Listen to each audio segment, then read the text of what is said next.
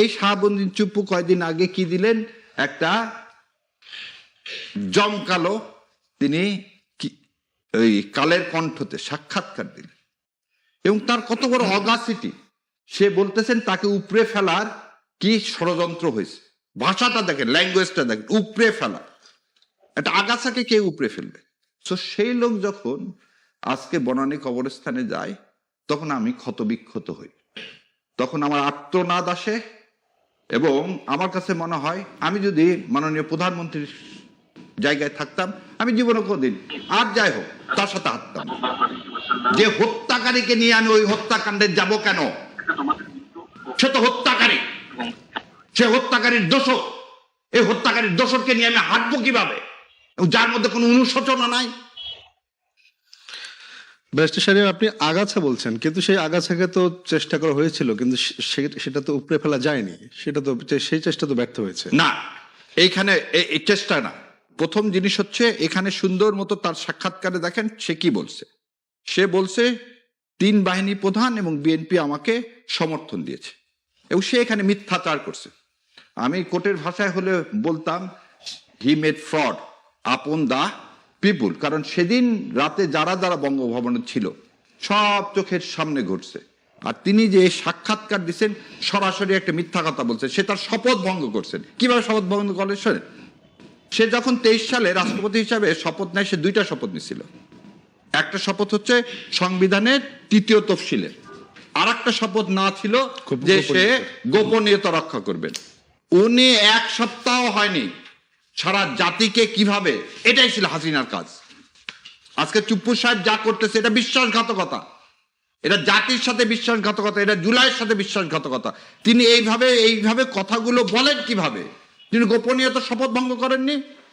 যে লোক গোপনীয়তা শপথ ভঙ্গ করছে, সেজন্য আমি আপনাদের সামনে আমার বিএনপির ভাইদের কাছে একটা অনুরোধ করব, এবং প্রধানমন্ত্রীর কাছে অনুরোধ করব। সেটা হচ্ছে যে আজকে আপনারা সংখ্যাগরিষ্ঠ,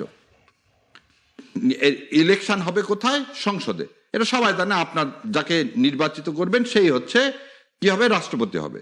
সো আগামী 24 ঘন্টার মধ্যে আপনারা একজনকে রাষ্ট্রপতি হিসাবে পছন্দ করেন, এবং সমস্ত রাজনৈতিক দলের সাথে কথা বলে যেভাবে ইন্টারিম গভর্নমেন্ট নিয়ে আসছিলেন, সেইভাবে একজন রাষ্ট্রপতিকে নিয়োগ দিয়ে এনাকে এখান থেকে সরান।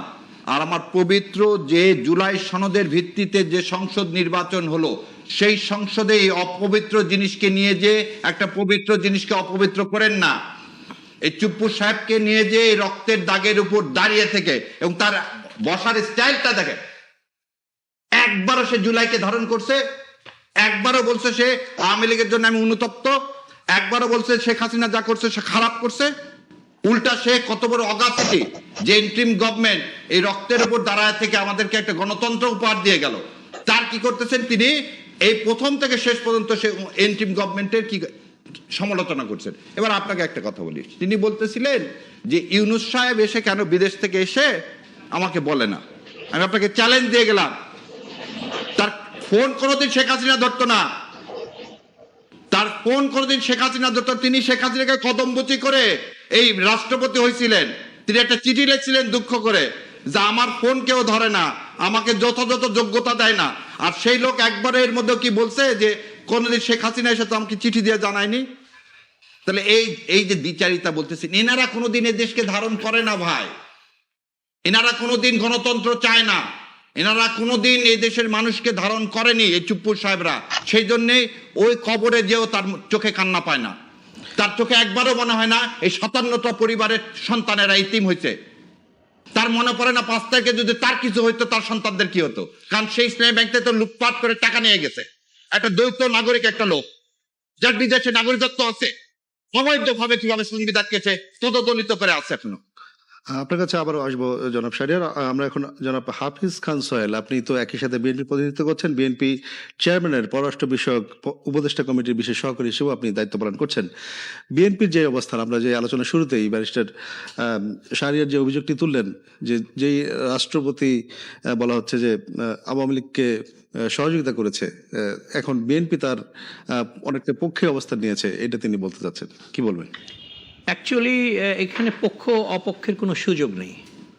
দেশ একটা অবকাঠামোর মধ্যে ফিরেছে, সংসদীয় গণতন্ত্র হয়েছে, মানুষ তার রায় দিয়েছে। এখন নির্বাচিত হিসাবে বিএনপি আজকে যে রাষ্ট্রের সেবক হিসেবে দায়িত্ব পেয়েছে, বিএনপির কিছু ক্রাইটেরিয়া আছে, বিএনপির কিছু নিয়ম নীতি আছে, রাষ্ট্র পরিচালনা করতে গেলে অনেক কিছু করতে হয়, সেই বাধ্যবাধকতা এগুলো হচ্ছে। এখানে অনেকটা এরকম ওই ভাই যে বললেন যে তার মধ্যে কোনো অনুশোচনা নাই, এখন হয়েছে কি মানুষের চেহারা যদি ওরকম হয়, এক লোক সবসময় হাসে, এখন দুঃখের মধ্যে তার চেহারা ওরকমই, সেটা আপনি কিভাবে চেঞ্জ করবেন? কিন্তু আপনাকে তো কনস্টিটিউশন অনুযায়ী আমাদের দেশের নিয়ম শৃঙ্খলা প্রোটোকলে ফিরতে হবে, সেই স্টেপগুলোই নেওয়া হচ্ছে। এবং আমার বিশ্বাস in the time being it will be change and BNP will select their own president, but in the meantime just we are doing the process of continued government, মানে গভর্নমেন্টের এক্সটেনশন প্রসেসটাই চলছে, এখানে বাড়তি কিছু নাই, কারণ যেটা হওয়া উচিত সেটাই হচ্ছে। আমি তো মনে করি আজকে আমাদের মাননীয় প্রধানমন্ত্রী যে কাজটা করেছেন এই রাষ্ট্রপতিকে এনে, আমি তো মনে করি এটা সঠিক কাজ করেছেন। যে সরকার, হাসিনা সরকার এতগুলা সেনাবাহিনী অফিসারকে মৃত্যুর দিকে ঠেলে দিয়েছে পরিকল্পিতভাবে, সেই সরকারের রাষ্ট্রপতি আজকে এসে প্রধানমন্ত্রীর সাথে ওদের দাবি দেওয়া, ওদের কথা শুনতে বাধ্য হচ্ছে। I think that's more important. যে আগে তো এগুলো কেয়ার করতো না, আগে তো এগুলো পাত্তা দিত না, এখন আপনারা যা করবেন you have to face the consequence. আমি মনে করি এটা সরকারের চলতে গেলে ধারাবাহিকতা এগুলো প্রতিফলিত হয়, এবং আমি মনে করি আমাদের সম্মানিত প্রধানমন্ত্রী ঠিক পথেই আছেন, একটু সময়ের ব্যাপার, ইট উইল বি চেঞ্জ। এবং সাক্ষাৎকার নিয়ে কি বলবেন, যে 2 দিনের সাক্ষাৎকার আমরা দেখেছি দৈনিক কালের কণ্ঠে, এবং তিনি বলেছেন যে বিএনপি তার পাশে ছিল, সশস্ত্র বাহিনী তার পাশে ছিল। এখন হয়েছে কি, উনি রাষ্ট্রপতি, উনি সাক্ষাৎকার দিয়েছেন, উনি দেশের 1 নম্বর ব্যক্তি। এখন উনি যেভাবে কথা বলছেন এটা উনি বলতে পারেন কি পারেন না, এটা আমাদের কনস্টিটিউশন বা আমাদের ধারাবাহিকতার ব্যাপার। কিন্তু বাংলাদেশ যে পর্যায়ে চলে গেছে, উনি অনেক কথাই বলতে পারেন, but it doesn't mean that is our talk.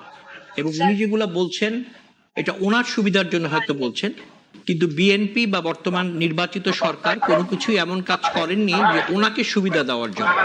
BNP বা বর্তমান নির্বাচিত সরকার অতটুকুই করেছে যতটুকু রাষ্ট্রের সংবিধান, রাষ্ট্রের অবকাঠামোকে এগিয়ে নেওয়া যায় ঠিক ততটুকুই করেছে, এর বেশি কিছু না।